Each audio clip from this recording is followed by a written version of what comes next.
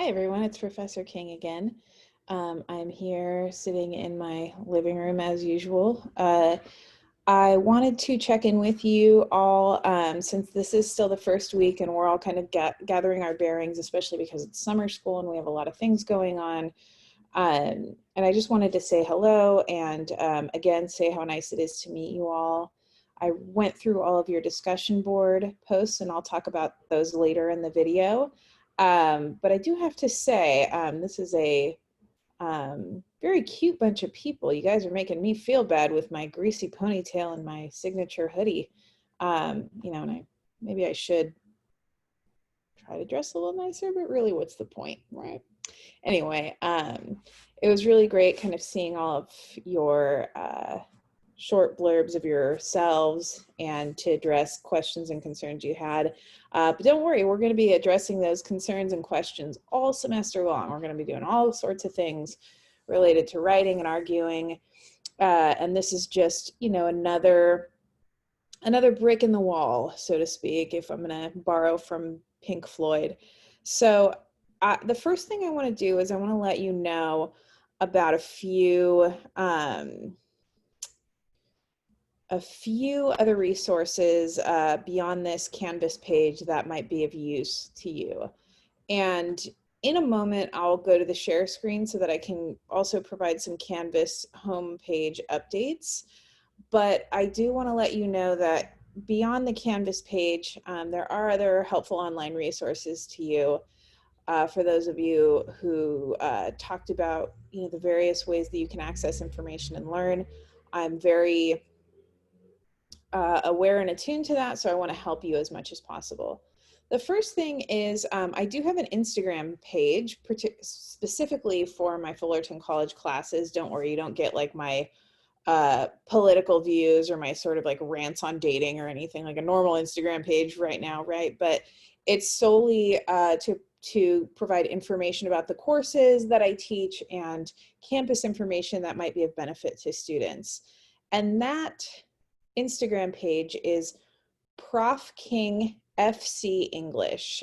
P as in Peter, ROF as in Frank, King, K-I-N-G, my last name. Prof King FC as in Fullerton College English. It's all lowercase. And if that's confusing, I also wrote it down in the information field of this announcement so that you can access it there. And you're free to follow me. Don't worry, I will not violate your privacy by following you back. It's solely just for information, again, about the course and about campus. So there's that. If you've noticed from my videos, I do also have a YouTube page. I normally record these on Zoom, these little tutorials, but I always like to cover my bases and make sure that as far as access, closed captioning, places to find these, et cetera, that you have as many resources as you can. So I do have my YouTube page, and that link is again in the information field of this announcement, probably right above where you're seeing the link to this video. So you can utilize that. If you don't see it in the announcement, it's just, if you go to YouTube and in the search bar put Professor Katie King, you'll see a picture of my face with my hair down, not with the greasy ponytail. And you can just start following from there. And I think one of you, Myron, already has, so awesome. The other thing I want to say is the Academic Support Center, especially because this is an online class, especially because some of you have talked about getting that additional help with your writing, your mechanics, your grammar, things like that. The Academic Support Center link is also going to be in this announcement, and I will switch to a share screen in a moment so that I can show you that, and then I'll keep it on the share screen because then I'm going to show you some updates to the Canvas navigation. I did switch a couple of things, so I wanted to make sure we were all on the same page as far as being able to access all the modules. And then finally, I'm going to discuss sort of generally and overall the questions and concerns you had that you wrote about in discussion board 1. So you can watch the end of this as it applies to you, but I think it'll be really helpful for those of you who are concerned about your writing to watch the end of this video and to see sort of the things that I address in terms of student questions and concerns, because a lot of times we have similar questions and concerns. And also sometimes when we answer these discussion boards, we don't think of all the things that we might want to address, right? So I try to kind of go over holistically for the whole class, the things that you talked about. Anyway, so I'll get to that share screen. And like I said, the first thing we'll do is I'll show you the Academic Support Center. So this is our class Canvas page. And in my other window here is the Academic Support Center. And this, sorry, I always do this and then I can't see the dang URL. This URL is academicsupport.fullcall.edu. And this is where you could go if you wanted additional help with things like tutoring, reading skills, writing workshops, mechanics and grammar, all of those sorts of things. So they are available online remotely in the summer, so you don't have to worry about that.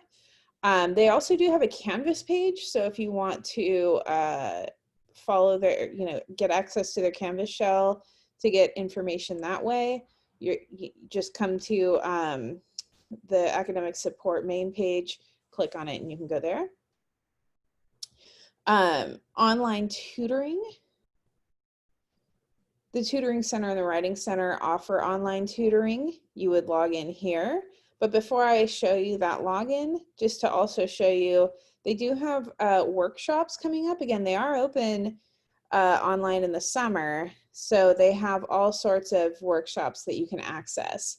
And one thing I'll say that I'm starting to see in this very sort of quick transfer over from face-to-face to online and remote as a result of clearly the COVID-19 crisis is that, a lot of students, a lot of faculty as well, but a lot of students are having a lot of questions about how to navigate Canvas, how to read Canvas, how to become literate in Canvas.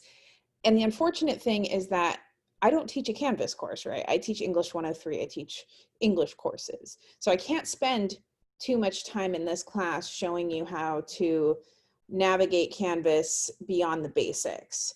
But what I would say is if you need that additional support, if you need that additional help, you can come to these workshops here.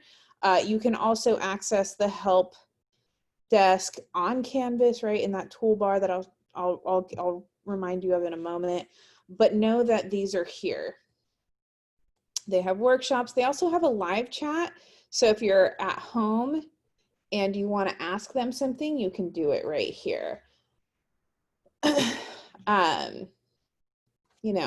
Depends on their hours. Make sure you're kind of contacting them at a decent hour, but you can also email them the question and then they'll email you back as soon as they're available.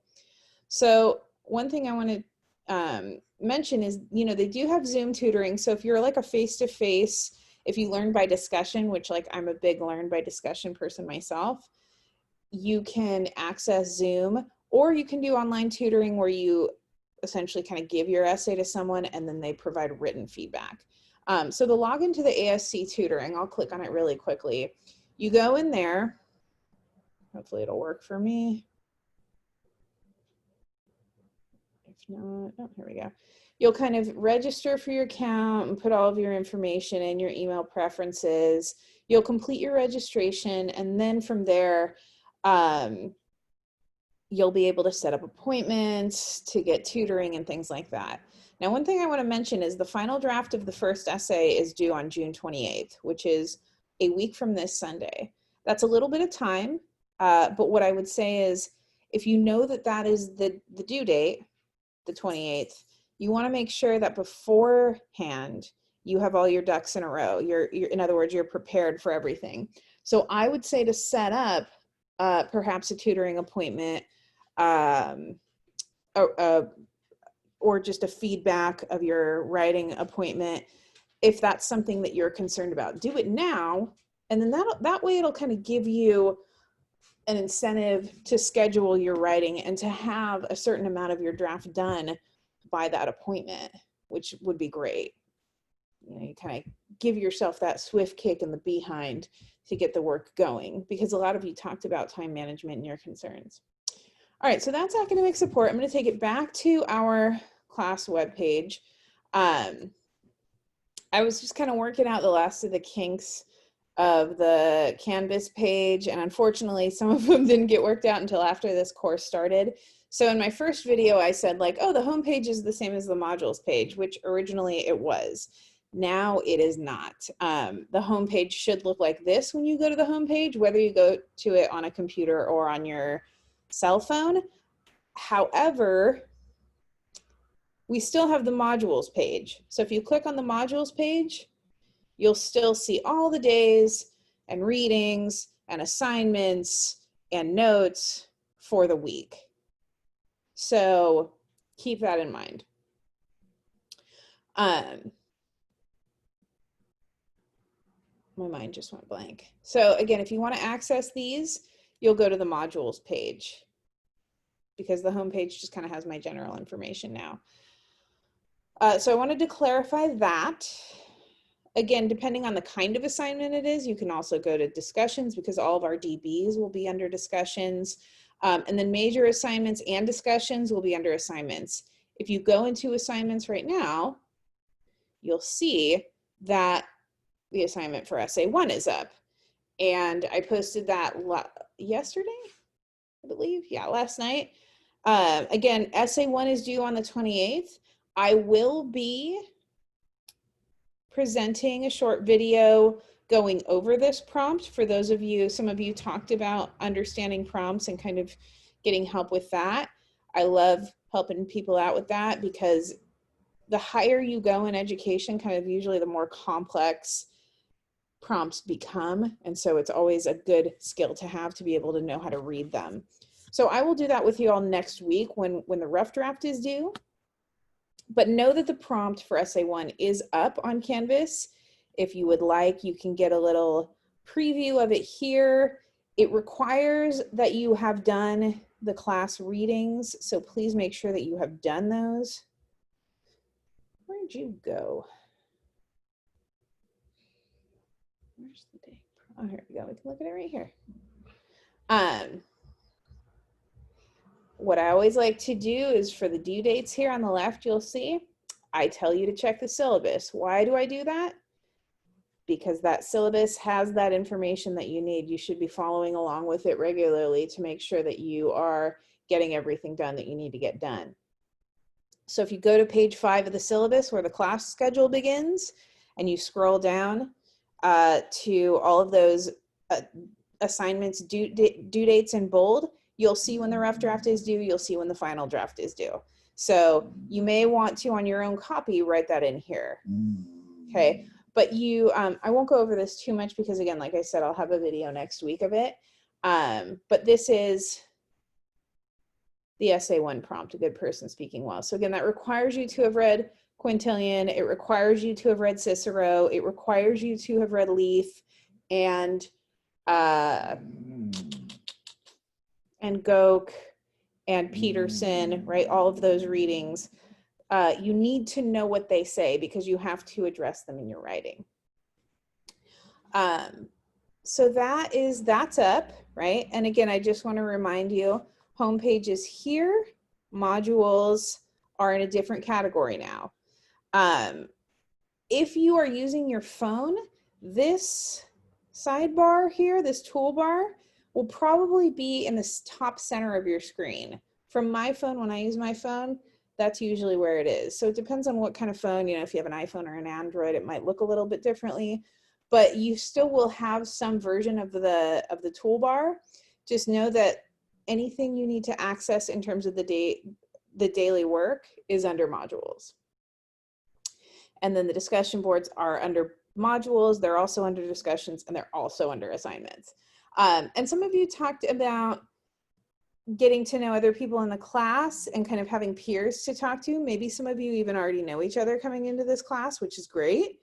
You can click on the people link here, or if you start to have a rapport with someone in the discussion boards whose ideas you enjoy, or who challenges you, or has similar interests perhaps, or whose writing you really admire and you think could help you, look them up and let them know and start a collaboration. Even though we're online doesn't mean you can't start making those friends here as well, right? So we have that. All right, so I talked about my Instagram, Prof King FC English, talked about my YouTube channel, Professor King's course, I forget, but if you click on any of my videos, it'll take you to it. And the Academic Support Center. So we have all that. So now I want to address some of those questions and comments and concerns we had. So I'm going to go to Word, and I have a little document here. And this is, I've set this up. This is essentially, let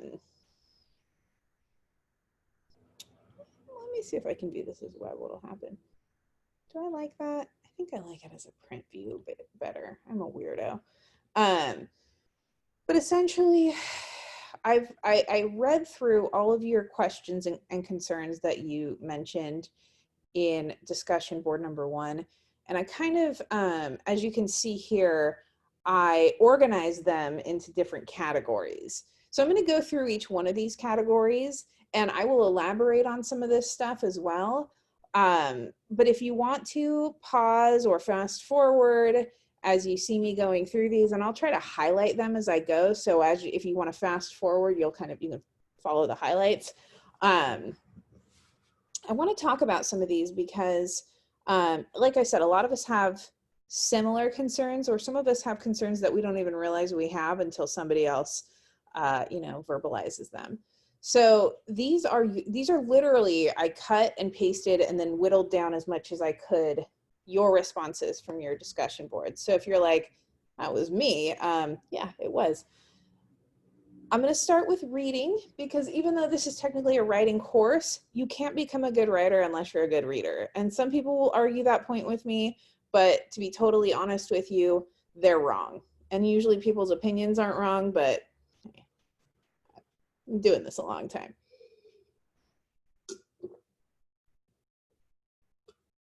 A lot of people will say stuff to me like, and don't worry guys, this is water. It's not like it's straight vodka or anything.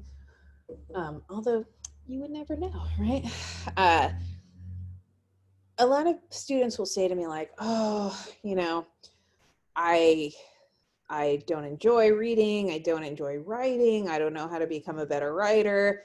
And I always say, like, this generation, late millennials and Generation Z, you all are reading on a daily, if not an hourly basis. You may not be reading, items of the highest academic quality, but you're still constantly engaging with the written word. You're also engaging a lot with visual representation, with things like Snapchat and Instagram, but y'all are reading constantly. And that's a good thing. But the way that we get better is we read more, and we read stuff that is challenging. So some of the things people talked about, is becoming better at analyzing and understanding the deeper meaning of literature, being concerned with the amount of reading we're doing. And again, some of you mentioned, understanding the prompt completely and being able to read the prompt. And all of these are very valid concerns. I mean, everything on this page, I did that like as if you're looking at me, look at the page. All of these are very valid concerns, right? So let's talk about these. So a lot of people talked about understanding and analysis, or understanding and critical thought. And those are wedded to being able to read. And what people misconstrue about that is they think you have to be an expert on the reading, that you have to understand every single word in a piece of reading in order to be able to understand and analyze it. And I'm here to tell you that is not the case. However, right, if I didn't provide you with readings that challenged you, if I just gave you Harry Potter over and over and over to read, you would never grow as a reader. So some of this stuff that you're going to be encountering, particularly things like Quintilian, Cicero, very old readings, or readings with a lot of research, you might feel a little bit of anxiety. You might go, oh, this person sounds so smart and I feel so dumb. But I'm not asking you to be an expert on Quintilian. I'm not even asking you to fully grasp every single thing in the text. I'm asking you to read the text. I'm asking you to do your best to understand it. And there are some strategies that you can employ that will help, particularly if it takes you a long time, or if you know, like you say, you're not a strong reader, which, you know, we're all strong readers, or else we wouldn't be here. One thing, and I mentioned this in another video, is like, don't gloss over words you don't know.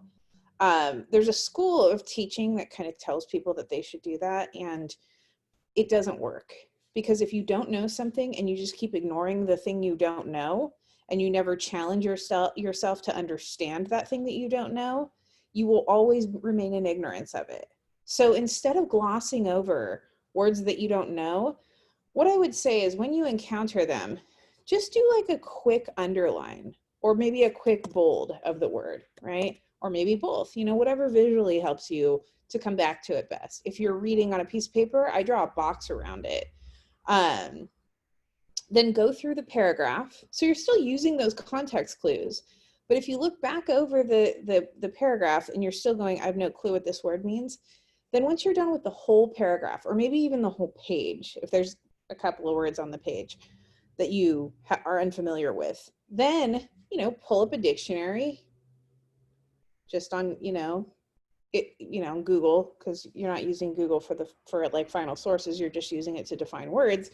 Pull up a dictionary, define the word, and then reread that sentence in context so that you understand the meaning. So that way you're not stopping every single time you encounter a word, right? You're not stopping at every single sentence. You're telling yourself, okay, I'm going to come back to this once I get a kind of more broad understanding of what's being said in this page or paragraph or section, but I will come back so that I understand that word. Because the more you do that, the more you build your vocabulary. And the more you build your vocabulary, the better reader you're going to become, and the better writer you'll become.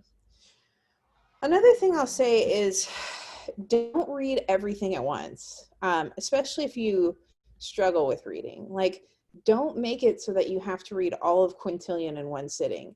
You may look at that and go, well, it's only 7 pages. But again, it's 7 pages of writing translated from the ancient Greek. So maybe a page at a time. Maybe one person talked about how they liked, and I'm sorry that I'm forgetting the name of the student now, but one person talked about how she liked watching TV while she reads, and I do the same thing. And what I do is I create a sort of reward system.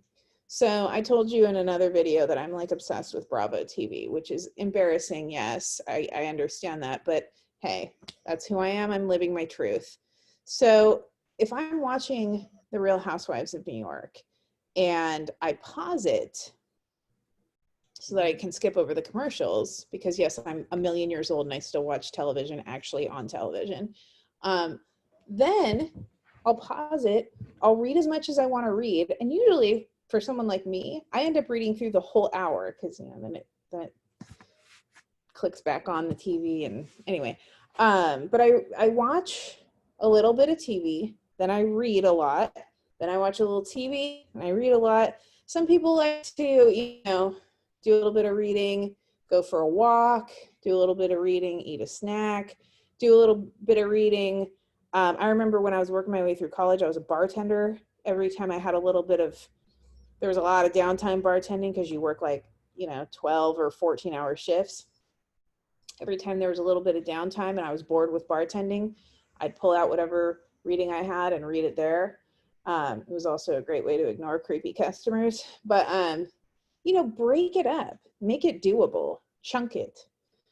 And writing is the same thing, right? So for improving critical thinking and writing skills, we're definitely going to do that in this class. And there's going to be a variety of ways we do that. So I'm not going to talk about all of them now. But one of them is how to structure essays that are easy to follow and easy to read. We have to know how to do that.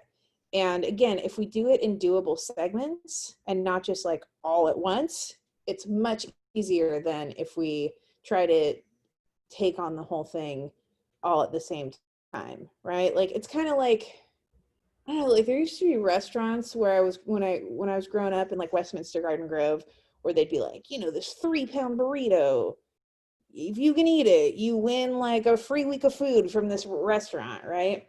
And that's, in theory, that's great. Like, yeah, you can eat a whole burrito, but it also sounds incredibly painful, right? Writing all at once is the same way, right? I would much rather get a 3-pound burrito and make that my dinner for like 4 nights and be satisfied every night than to eat that whole burrito in one sitting and feel like, I was going to have a heart attack afterward. Approach writing the same way. Do a little bit every single night.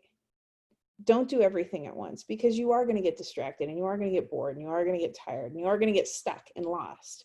Do the stuff that's easier first and then work your way to the challenging stuff. Or eat the frog, if you've ever heard that expression. Eat the frog, do the challenging stuff first, and then you have easy street with all the easy stuff after that.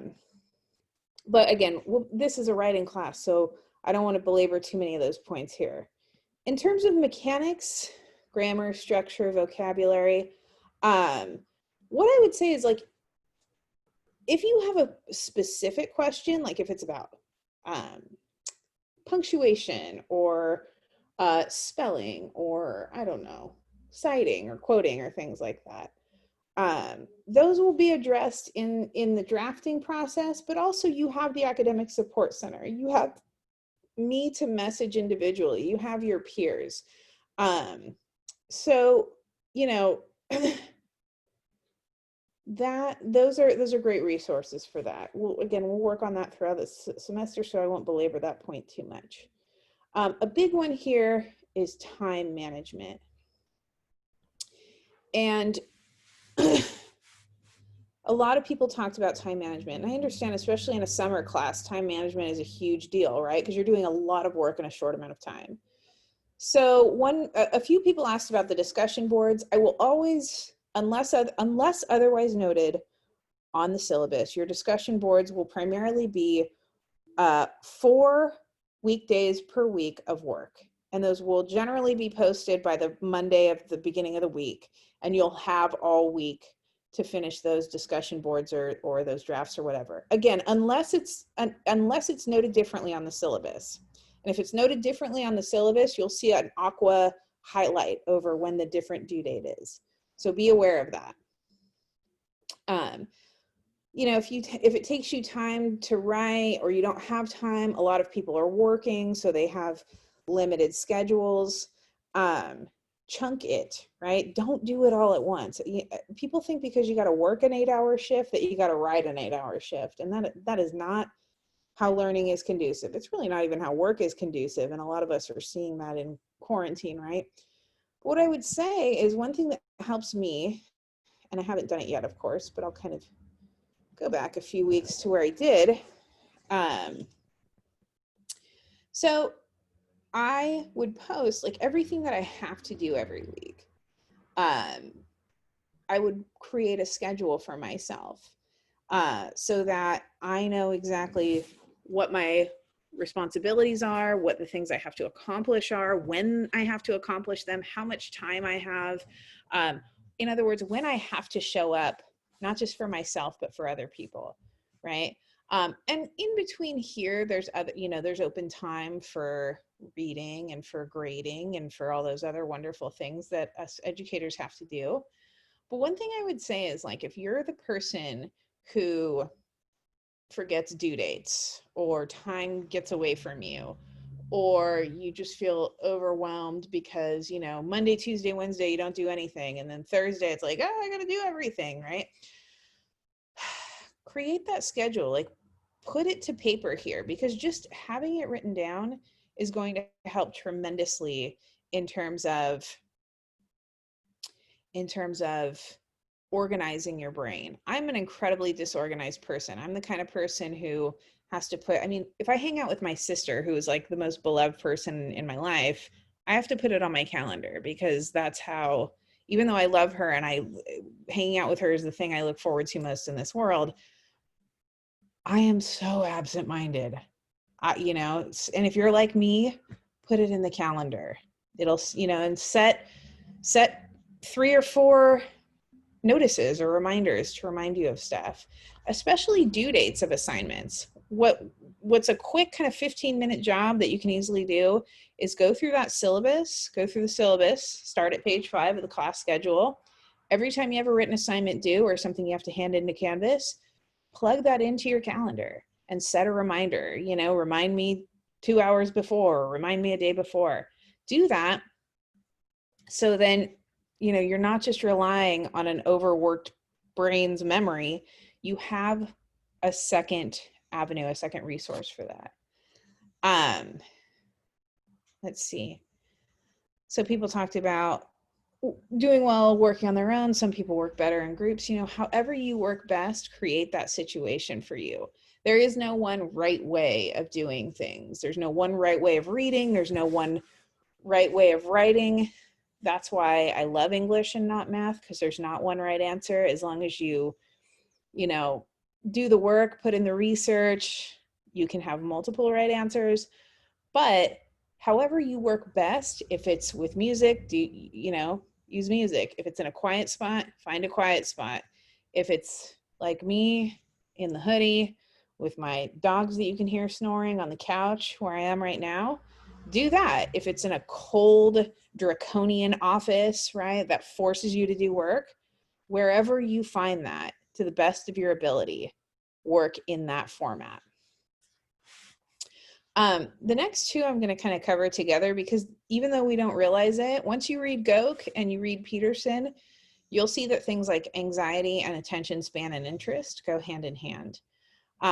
So some of you are worried about grades, and here's what I will honestly say about English 103.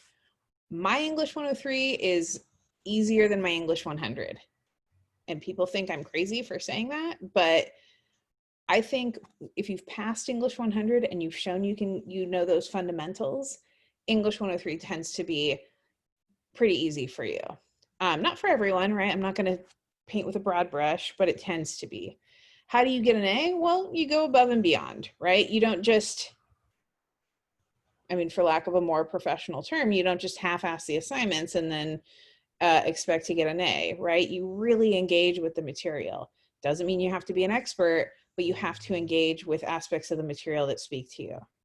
And you have to force your, you know, it's like, I always say it's like dating, right? Like, you don't have to marry this stuff, but you do, if you're reading it, it's like you're sitting on a date with someone, right? You at least have to be engaged for the time that you're there. Otherwise, it's just going to fall apart. Procrastination usually is, you know, it's a subset of anxious behavior, because what procrastination really is our body, our spirit, our selves, you know, kind of telling our brains like, I'm just not quite ready to tackle this yet, or I'm afraid to, or you know, I don't want to think about it. And we get inside our own heads a lot. And what I would say is, don't think, just do. And you may go, but this is a critical thinking class. Why are you saying to do that? Because you can, the whole point of writing is to get it on the page and then clean it up as you go, right? So I would much rather you just word vomit onto the page and clean it up later than to slow yourself down or to psych yourself up by going, oh, it has to be perfect before it even shows up on the page. It does not. The example I always use is like Ernest Hemingway, one of the greatest writers of the 20th century, writes A Clean, Well-Lighted Place. Clean, Well-Lighted Place is about 3 pages of very sparse dialogue. It's less writing than you do for essay 1. And before he ever got it published, it's also considered like one of the greatest short stories of the 20th century. Before he ever took it to publication, he revised it 22 times because he wanted to make sure every single word in there was perfect. Now imagine if he revised 3 pages of sparse dialogue 22 times, what the first draft must have looked like versus the last.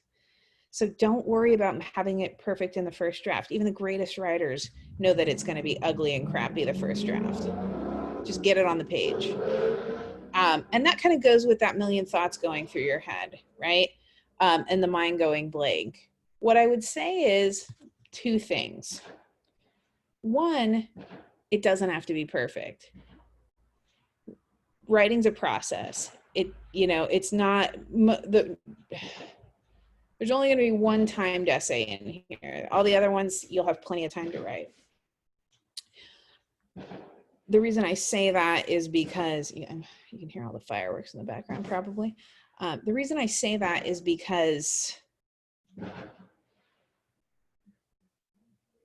that's it, when your mind goes blank, it's not because you don't have things to say. It's again, that anxiety, because stress, anxiety, they affect our frontal lobe, which is the exact same place in our brain that's responsible for things like organizing and planning. So people who talk about like, I don't write as well when I'm being graded or evaluated, or I have all these things to say and then my mind goes blank, that's because you're experiencing stress and anxiety, right? You want it to be good and you focus so much on that it psychs you out from just getting the ideas on the page. It doesn't have to be perfect. That's why we have workshops. That's why we have the writing process. That's why, you talk to me before you hand in the essay. And I'm not a mean person. Like, I have kind of this sarcastic, nasally voice, but it's just the way my voice sounds, honestly. I'm here to help you, and I want to make sure that you do the best you possibly can in this course. So please, spitball ideas with me, and I'll walk you through kind of where is going to go best for your writing, right? Another thing I would say is, again, chunking, doing it in segments.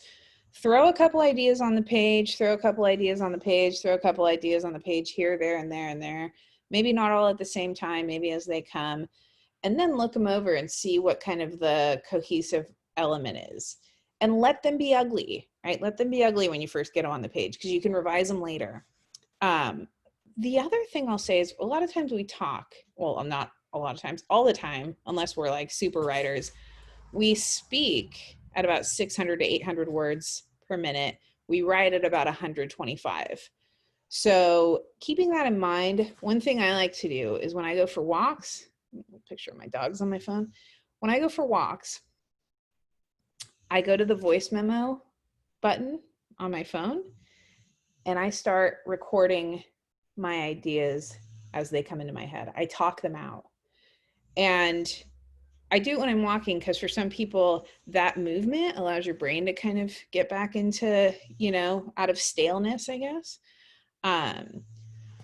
But that helps. And, people go like, oh, it's going to be so weird. People are going to see me. Nobody knows. They think you're talking to somebody on the phone, So that might be another thing that'll help you, is that voice documentation. And then you have that, and then you can put it on the page, right? When you start to writing.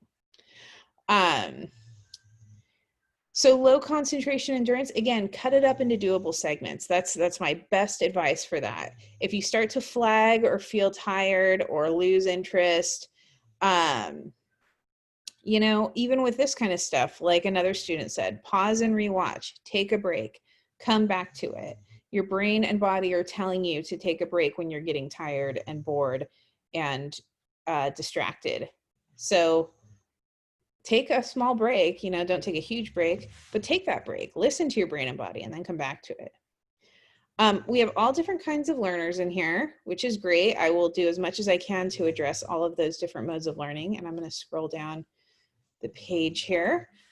Some of the things that help for visual learners, highlighting words, writing words down in different colors in your notes, using examples or analogies or hypotheticals. Guides, structures of assignment. That's why for all of these assignments, usually I have them written down and I say them. And I'm hoping that the third step is that you're copying them down, or again, like voice dictating them, because then that's 3 different ways of absorbing the information, right? You're hearing it, you're hearing me say it to you, you're reading it on the page that I have on the screen in front of you, and you're copying it down and absorbing it yourself. I think that's incredibly helpful. For spatial, right? Again, copying down notes, notes in the margins, using a highlighter system to create that spatial organization or that visual organization. There's one thing we'll be going over in this class, which is visual mapping, which helps a lot of students. It's kind of a more chunked way of outlining or organizing, and I'll talk to you guys about that when we get to it. Auditory learners, again, if that helps you, utilize it. If music helps you while you read, if you know, Angelica talked about listening, like getting the Audible book, right? The recording of the reading and then listening to it as you read. For international learners especially, that's helpful because it adds that level of comprehension when you're constantly jumping back and forth between your first language and your second or third or fourth language. And hands-on learners, right? Because it's an online English class, there's definitely going to be less hands-on learning. But like I said, if one thing that helps you is like listening to these lectures while you walk, that might be a kinesthetic way of learning that works for you. It's definitely something that works for me. So put your headphones in, listen to me jabber on and on, have this screen in front of you on your phone, and that might be helpful for you. And then finally, the affective and emotional, which, like I said, I think this is honestly at the root of the majority of students' issues. I'm going to tell you right now, the reason why students do not pass my course is almost never because of ability. I would say that the overwhelming majority of students who do not pass the course, it's because they don't do the work. And that can be because they have jobs, they're going through their own things in their own lives that are preventing them from being present to do the work. They have anxiety and it stops them in their tracks, whatever the case. But I do a lot to address the affective and emotional to make sure that, we feel empowered and we feel comfortable doing this stuff, because that's important.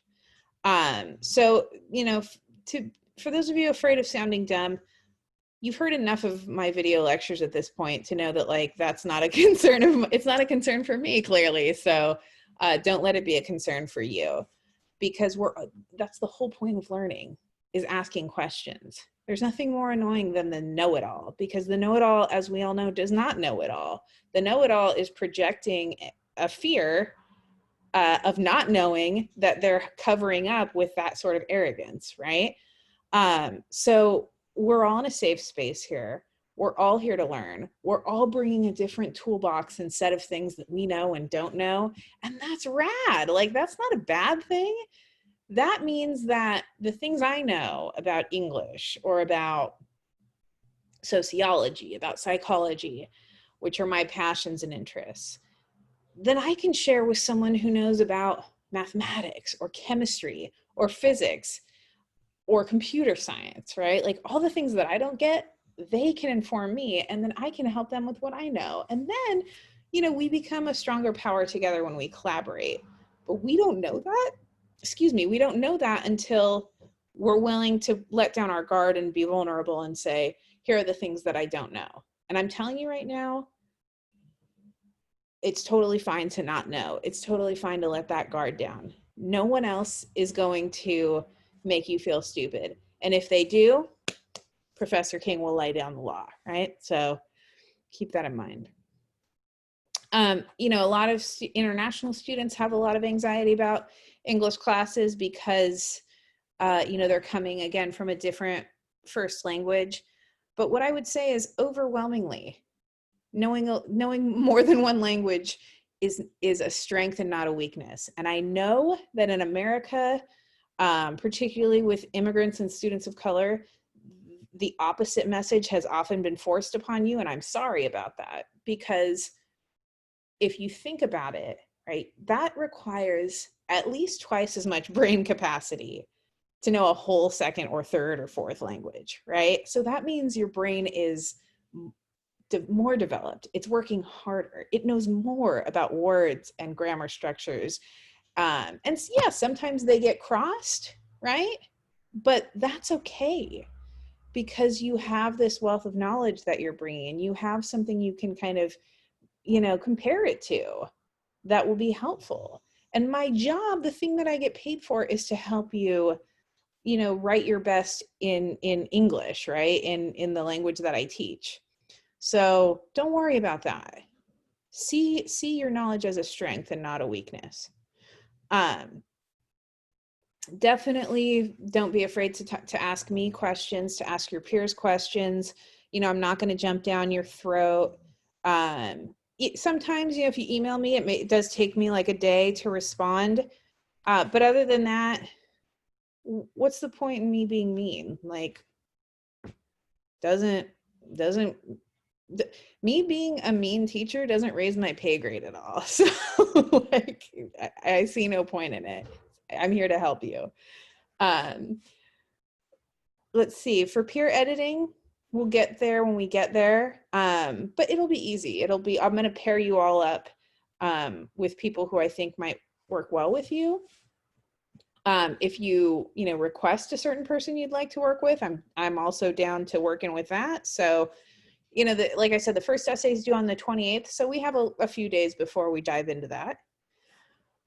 Returning students who've returned after a hiatus. The funniest thing about this is they're always the ones who are the most anxious, and they tend to be some of the ones that do the best in the course.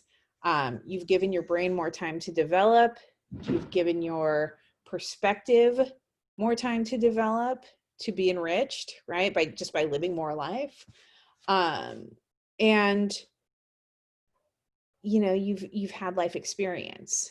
And so generally people who've taken a little bit of a break and come back, they're really nervous at first, and then they're like, oh, I'm actually doing all right with this. So I'm not worried about it. So you shouldn't be worried.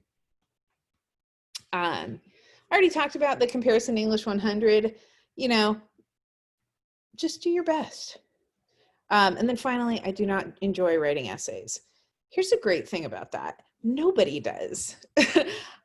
I do this for a living. Like I'm the person who writes essays for a living. I teach essay writing. I published scholarly journal essays. I write for online publications and blogs. And I hate writing. I love it because I love getting an idea documented on the page, but nobody really likes writing essays. So if you think that there's like some person out there who's like, yeah, man, like I am, this is like going to Disneyland and I don't know, my birthday and my wedding day and my college graduation all wrapped into one. No, it sucks.